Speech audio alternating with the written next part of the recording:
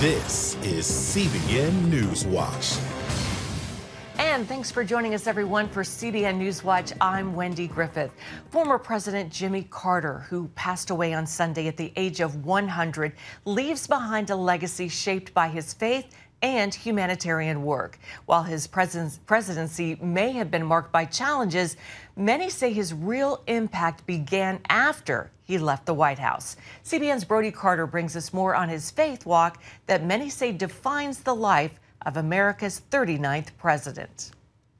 Jimmy Carter embodies, via the conduit of his faith, integrity, humility, and compassion. He embodied integrity, never a scandal, humility, of course, and then compassion. As the world mourns the death of President Jimmy Carter, leaders of faith like Samuel Rodriguez are highlighting his legacy they say truly began after he left office. His presidency, marked, unfortunately, by the Iran hostage crisis, high inflation, unemployment, and so forth, historians and others have deemed it as mediocre at best. With that being said, after his presidency, he literally changed the world. Carter passed away Sunday at the age of 100. He was the longest living president in American history. I really appreciate him as an ex-president, building houses and all the things he'd done. He was just 56 when he left the White House. Over the next 4 decades, Carter transformed his role from statesman to humanitarian,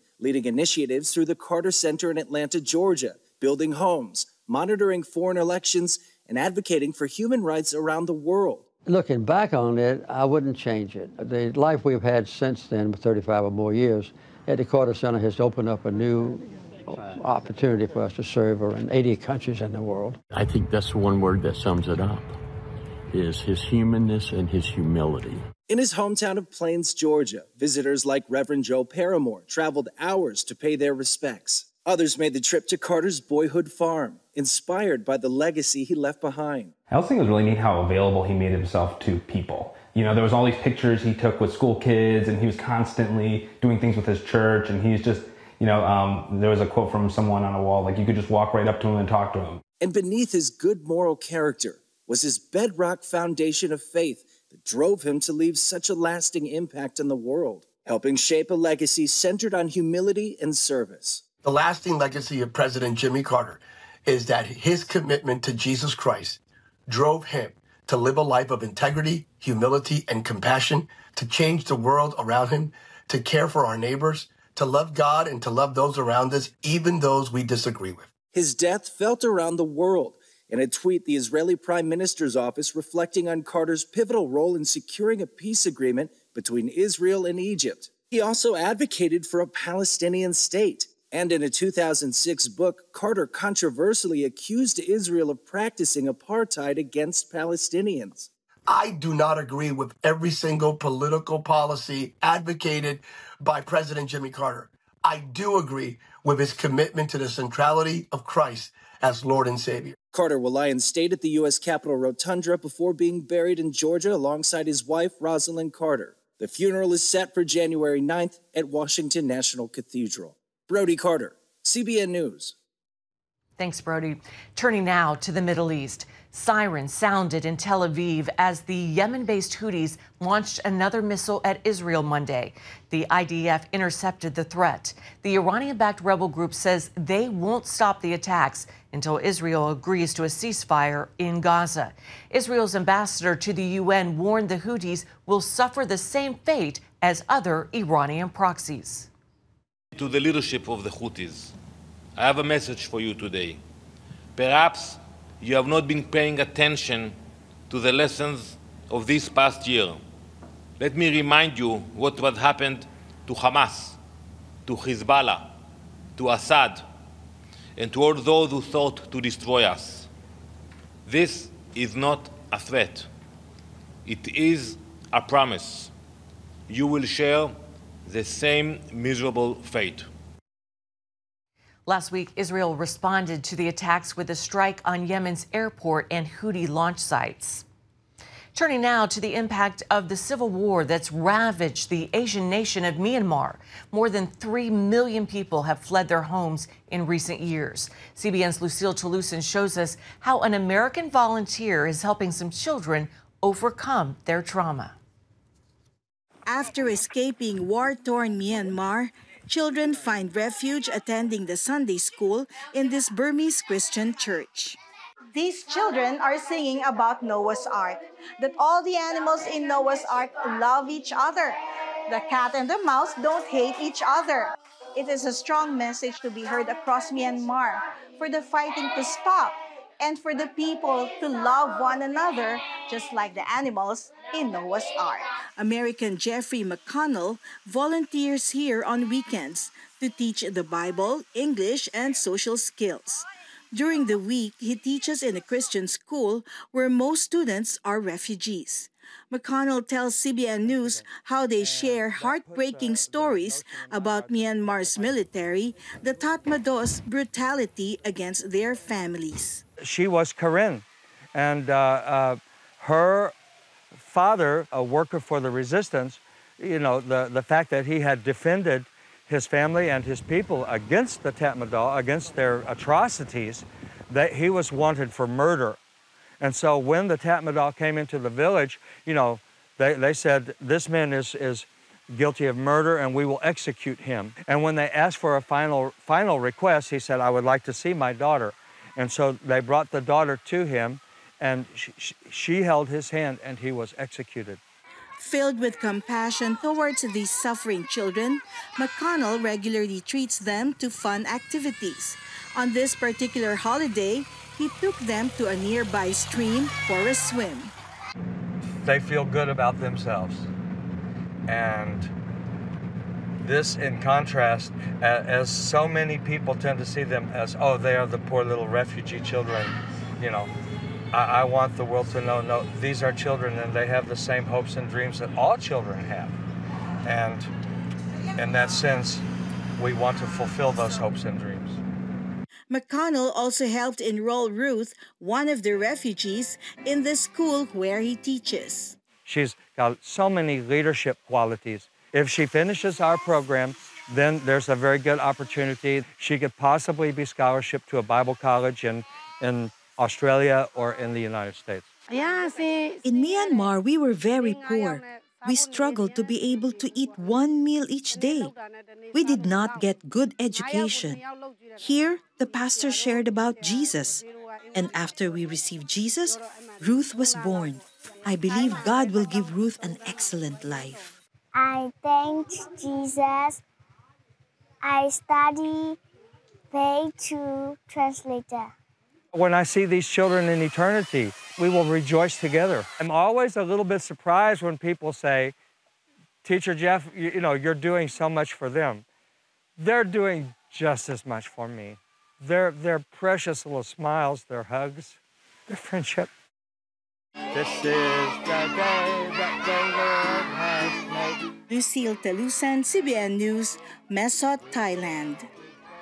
Wow. Thanks, Lucille. Well, back here at home, the Treasury Department notified Congress of a major security breach. breach. China-backed hackers broke into employee workstations and gained access to unclassified documents. They got in through software installed on computers. The Biden administration recently warned that China is targeting critical infrastructure in the U.S. Last month, they gained access to 9 telecommunications companies and tapped into the cell phones of administration officials. Well, here's some good news. The popular Bible app YouVersion saw a significant spike in user engagement this year. It includes increased user interest in prayer around the world, rapid growth with Bible engagement in many countries, and many people were engaged with the scripture through their smartphones and tablets than ever before. The most popular scriptures users searched for in 2024, it was Philippians 4:6. Do not be anxious about anything, but in every situation, by prayer and petition, with thanksgiving, present your requests to God. That's a good one. Well, coming up, obsessive fears and compulsive behaviors. New moms can be trapped in a cycle of postpartum anxiety and OCD. we examine the symptoms and the possible solutions. Stay with us. You're watching CBN Newswatch.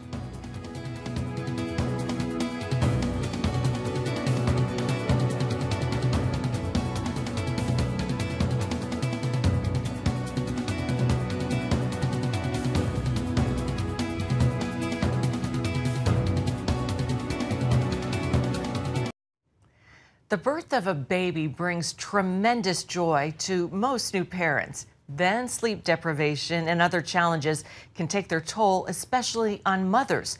This may lead to serious mental health issues that often go untreated. Medical reporter Lori Johnson has details. Like many new moms, Renee Mandy felt anxious about her baby's safety. Always wanting to make sure she was breathing okay, head was positioned okay. We were out in public. I was very, cautious about, if we went into crowded areas. Then negative thoughts began to overwhelm her. Something's wrong, something's wrong, something's going to happen. But at just a very exaggerated level to where it was like hindering everyday life. Renee sought help from Dr. Jenny Yip, psychologist and author of Hello Baby, Goodbye, Intrusive Thoughts. She diagnosed Renee with postpartum anxiety. This is when women feel like they're constantly worrying, they're ruminating about possible catastrophes. They might feel like a perfectionistic tendency, and obviously that would interfere with your functioning. Dr. Yip says managing this condition involves talking through fears and minimizing expectations, combined with a proper diet, exercise, and sleep when possible. That mentality pushed me through some of my toughest days. Some of my toughest days where I just felt like I was failing, or I felt like I was struggling, just adapting that really helped. In addition to postpartum anxiety, a number of new moms suffer from a different condition called postpartum obsessive compulsive disorder. That's when she can't stop thinking about something bad happening to her baby and engages in repetitive behavior in an attempt to prevent it from happening. Those behaviors, known as compulsions, can be difficult to control. So in postpartum OCD, there's a lot of checking, there's a lot of reassurance seeking, there's a lot of mental, magical compulsions where you might have good numbers or bad numbers, or you might have superstitious routines that you engage in to ensure that the intrusive thoughts will not come true. Unfortunately, that plan often backfires. Every time you engage in a compulsion, you're only reinforcing OCD and the fear itself. Dr. Yip believes by helping patients talk through these fears that they can eventually let go of their compulsive behaviors. Number one, you are getting corrective feedback that your intrusive thoughts are not as dangerous as the credence that you give it. Number two, you're getting also confidence that you can tolerate this discomfort without doing any compulsions. So while anxiety and OCD can grip new mothers, there are ways to minimize the emotional distress and enjoy this blessed time of life. Lori Johnson, CBN News. Great advice. Thanks, Lori. Still ahead, the antidote to anxiety, depression, loneliness, and addiction for young people. See how one ministry is speaking love into the lives of Gen Zers. Coming up. Anxiety, depression, loneliness, and social media addiction. These are just some of the challenges facing today's teens. Young Life is a ministry that recently conducted a project to learn how to reach Generation Z. Charlene Aaron tells us what they found. This past summer, a recent Gallup survey found a surprising number of teenagers feel the pressure to be perfect all the time, leading to negative emotions. Young Life, a Christ-centered ministry focused on helping kids know Jesus, wanted to learn more in hopes of turning those feelings in a more positive direction through its Relate project. Around 40% of young people don't know or don't believe that they are worthy of love. It's something that should burden us all. For more than 80 years, Young Life has focused on the lives of kids in the U.S. and beyond, building relationships through trust and sharing the good news of Christ. Ministry Vice President Dr. Arthur Satterwhite helped conduct research for the Relate project. As those who are called to come alongside young people, knowing who this generation is, where they are, what's their context, is a big part of us being able to go to them, build a relationship, and earn the right to be heard. Also on the minds of Gen Z, relationships and communicating not online, but in person. More than half communicate most often one-on-one with their closest friend. Another 20% talk through phone calls, FaceTime, or WhatsApp. The remaining 25 tend to use texts, email, and direct messages to communicate with friends. Friends and family are the primary sources of help for adolescents. And for this young generation, 40% worry about their mental health. And when it comes to technology, the study found over 35% turn to social media when feeling anxious. So the opportunity for us is not so much how do we get them off of it, it's how do we help them leverage it for positive aims. How can we equip them with a theology of technology that helps them to process where and how can this help me think and go deeper in my relationship with God? Something Stafford Kramer with Young Life in Virginia Beach wants to dive into with these young people. It can't just be verbal proclamation. There's got to be something tangible that kids can remember, that they can hold on to, that they can touch, that they can feel, that they can smell, that they can relate to in their personal lives. The heart of Young Life involves connecting with kids via clubs and weekly Bible studies like this one. Many point out how this generation and their needs have changed post-COVID. I think kids are a little less innocent. This crazy pandemic just, I think, took away some of their innocence and kind of forced them to grow up a little bit too quick. Challenges Satterwhite says the gospel can help by developing new strategies. This research is helping us understand what is the context that might inform what are today's methods, what are the new wineskins, and what is the new then the new wine. It's a shift other ministries such as InterVarsity and Crew are also considering as they review Young Life's findings.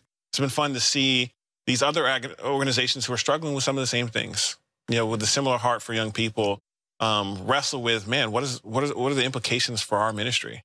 How might we be more intentional about creating belonging for the young people that are calling our community home or being drawn to our community? I think that we had to and have become people where we're constantly sharing our lives with these students. We are entering into the lives of kids day in and day out consistently.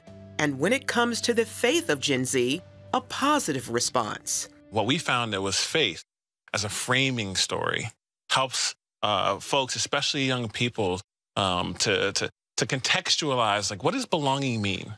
Where do I fit in? And what could that look like as we help them to know not just who they are, but whose they are and what they're called to. That's what we're seeing as a direct correlation to increased flourishing. A flourishing this ministry is helping to shape. There are 60 kids showing up every Friday before school to go to Bible study. We started, there might have been 10 people, and that was a big number for us. So to have 60 and it's just continuing to grow, these kids are really resonating with the purpose, the love, the consistency that Jesus gives, and they're really grabbing hold to that. I know and have seen kids walk from death to life, and they're not hopeless. Charlene Aaron, CBN News. Coming up, we have a first look at an inspiring film about a wrestler fighting against the odds. Stay with us. You're watching CBN News Watch.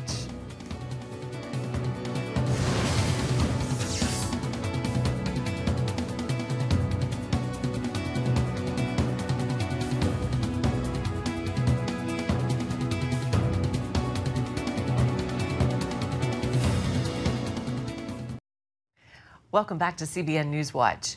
The film Unstoppable is the true story of a national wrestling champion who defied the odds against him. Here's a preview.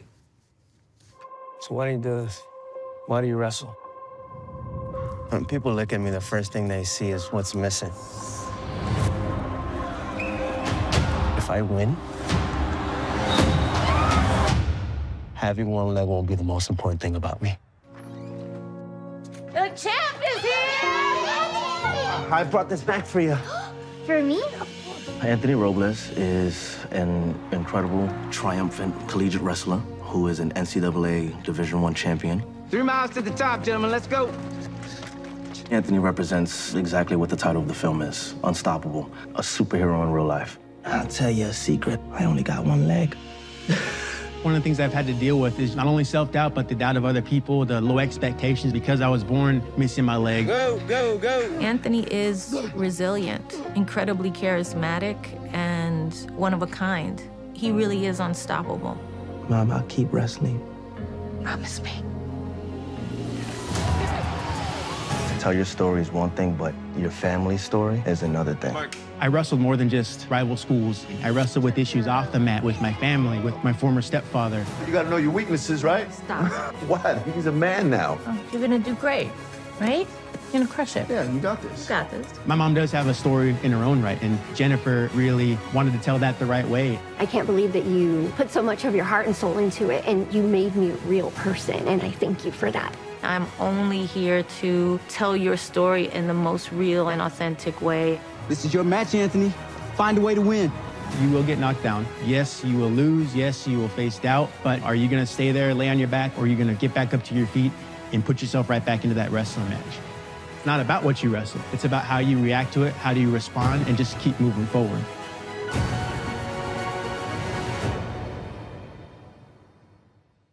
Wow, that looks incredible. Can't wait to see it.